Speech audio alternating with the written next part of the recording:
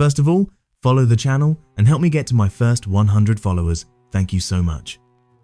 You were never warned about this.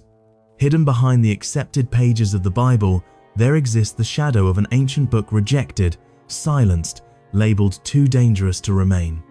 A text that doesn't just describe angels, but reveals what they chose to hide from humanity. While you sleep, this book still exists, quoted, fragmented, echoing between sacred lines. And maybe what's most disturbing isn't what it reveals, but why someone worked so hard to erase it. This book is attributed to Enoch, a man who, according to Genesis, did not die, he was taken. You've probably read that line without ever stopping to feel its weight. The Book of Enoch describes direct encounters with beings who descended from the sky not as symbols, but as physical, conscious entities with intentions of their own.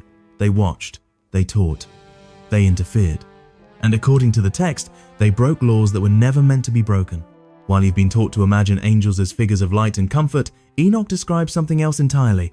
Watchers, observers, beings who spent too much time looking at Earth and at humans. They taught forbidden knowledge, metallurgy, astronomy, warfare, manipulation of nature, knowledge given too early. And that's when it hits you. The sin described here wasn't moral. It was technological, informational, something that permanently altered humanity's path.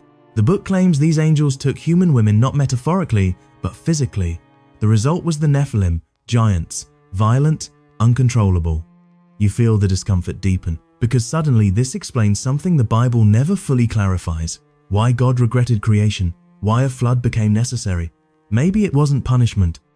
Maybe it was containment. You notice that Enoch doesn't write like a prophet. He writes like a witness. He describes celestial structures, portals, chambers of judgment, invisible chains binding entities beneath the earth. He names locations, he details processes. This doesn't feel like faith, it feels like a report. And maybe that's exactly why this book was considered too dangerous to keep. Throughout history, religious authorities quietly referenced Enoch, but never fully embraced it. Now you understand why. Accepting this book would change everything: the origin of evil, the nature of angels, the real reason behind recurring warnings of a return, because the text makes one thing clear.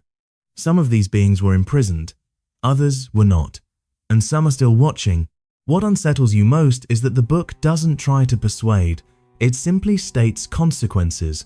The angels were punished not because they hated humanity, but because they interfered too deeply with it. That realization flips the entire narrative. Maybe the greatest danger was never hell, but heaven coming too close. Even more disturbing is the fact that the Book of Enoch never truly disappeared. Fragments survived, ideas persisted. Echoes appear in apocryphal texts, ancient myths, and even modern reports of observing entities. You begin to wonder if the silence around this book isn't about disbelief, but about keeping something dormant or forgotten. When this story ends, there's no comfort, just an uneasy sense of being watched, as if knowledge itself is the risk. Maybe the angels didn't hide this book out of shame, but out of fear. Fear of what would happen if you finally understood. Because some truths don't ask for belief, they demand readiness. And maybe humanity still isn't ready.